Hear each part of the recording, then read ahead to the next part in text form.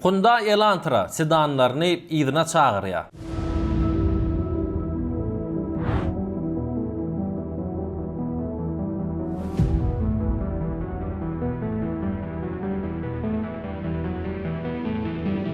Hyundai kompaniýasy gibrit güýç guruluşyny dolandyrys ulgamyndaky mümkin bolan mesele sebäpli ABŞ'da 2024-2026 ýyl modellaryna degişli 54337 sany Elantra gibrit sedanlaryny ýygyna çagyrýanlygyny eglan etdi.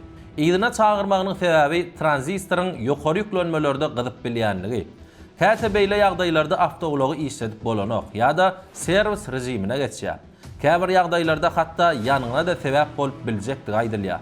Häzirçe bu sebäp bilen 4 san hadise hasaba alındy. Olaryň birine ýanyň nöräpdir. Zeper çekenler ýa-da ýol hadiselari arada maglumat ýok. Sizin Hyundai Elantra'ňyzda nähil meseleler ýüze çykýar? Tesbirlerde belli.